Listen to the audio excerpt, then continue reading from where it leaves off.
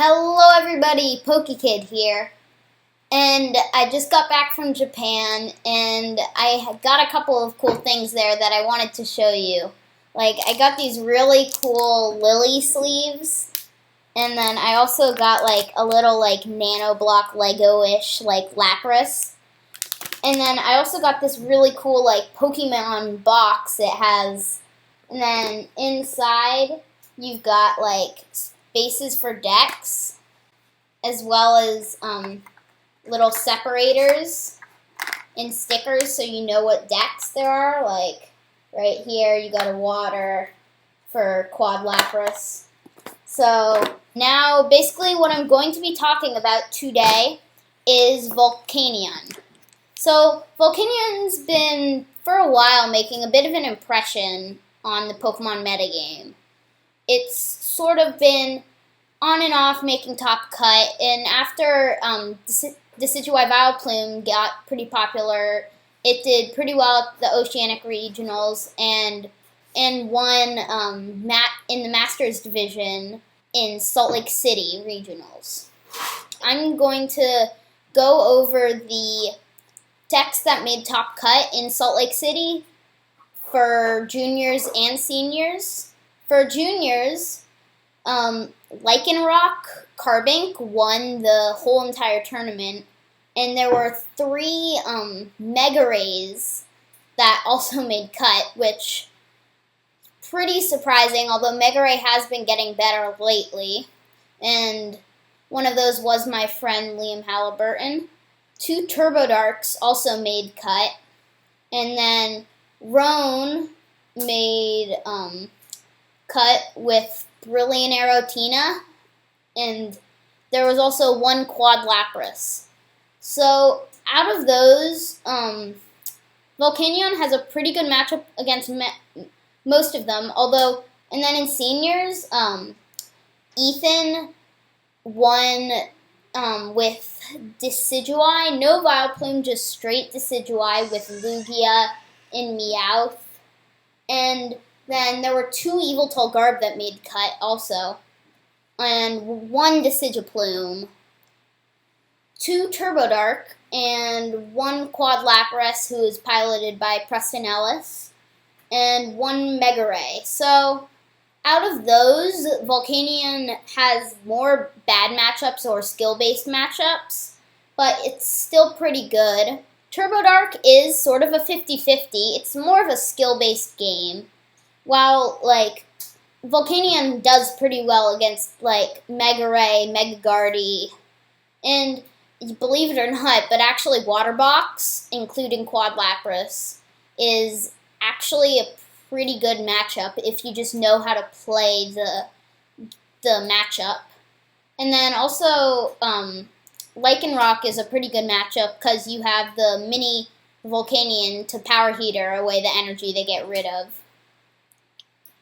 And then it also kind of the Mega Mewtwo matchup is pretty skill based, but it can go either way, and it doesn't do so well against like Yveltal or Greninja, which is the Greninja is sort of to be expected, but I mean Yveltal you can win sometimes, but the Fright Knight's just a huge problem. So now I'm going to show you the list that I have been using and the list that won Masters in Oceanic Intercontinentals and Salt Lake City Regionals. So here is the Oceanic list, and this is a pretty standard Volcanion list. It runs a Salamence, which more and more Volcanion lists have been adding. And one thing that you do have to keep an eye out in all Volcanion lists is the stadium count. It runs 2 Skyfield and 1 Scorched Earth. And the 1 Scorched Earth is just to add a little bit of extra consistency, and that's also what the Skyfields are for. So this list stadiums are aimed more for consistency. It really doesn't run a ton of tax or anything. Really, there's not a ton to talk about with this list. It's a pretty standard list focused around consistency. Meanwhile, the Salt Lake City list, it doesn't run the Salamence, but it runs an Enhanced Hammer, which is useful against Mega Mewtwo, Darkrai Dragons, Mega Ray, and plenty of other decks. While its stadium count is 2 Scorched Earth and 1 Parallel City. The 2 Scorched Earth are used for Vileplume, and then the Parallel City is used for the Mirror and Mega Ray. The big one here is the Enhanced Hammer, which I personally don't love, and as you'll see, I dropped it from my final lists that I made. So, speaking of which, let me show you. So, to get started on my list, I've got 2 Shaymin, which, some lists do run 3 Shaymin, but I found that 2 Shaymin is just fine for Volcanion.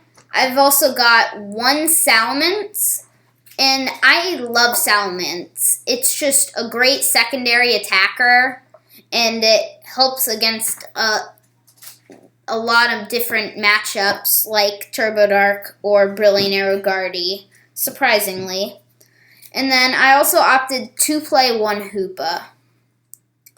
And I run 3 Baby Volcanion, and I feel like 4 is just a little bit of an overkill. You don't really have to run 4, so I opted to just play 3. And then I run 4 Volcanion-EX, pretty standard. And then I've also got 4 Sycamore, 2 Lysandre, 1 Olympia, all those pretty standard. Most Volcanion decks are running Olympia now.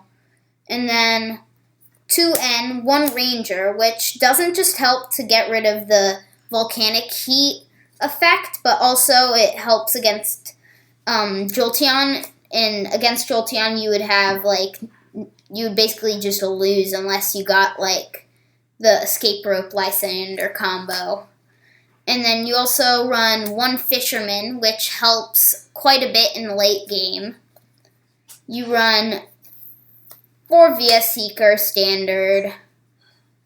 I opted to go for 3 Trainer's Mail.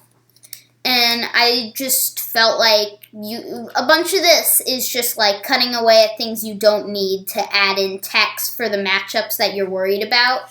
So I felt like you didn't need 4 Trainer's Mail, so I opted just for 3.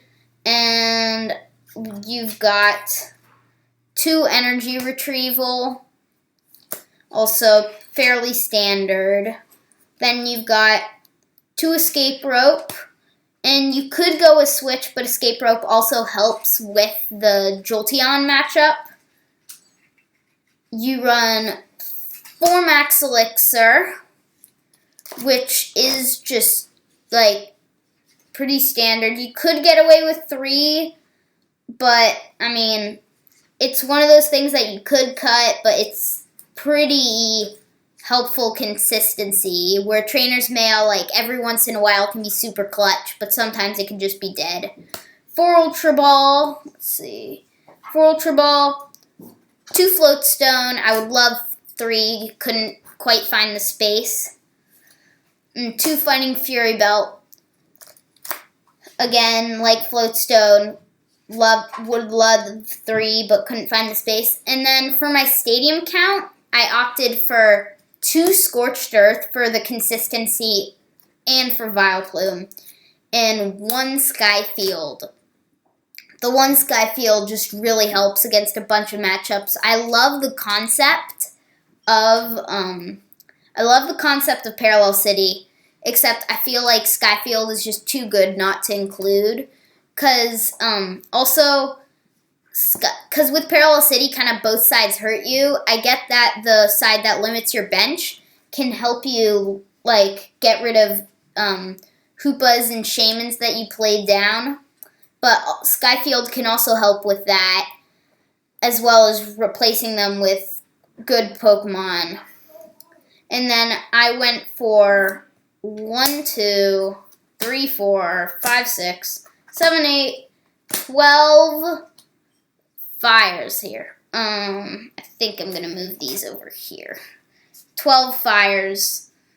So 12 fires is pretty standard for Volcanion lists. I've seen some lists that got away with 11, but I feel like 12 is like the perfect number. Not too much so that it's like energy flooding your hand, but not too little so you can't get the energies when you need them.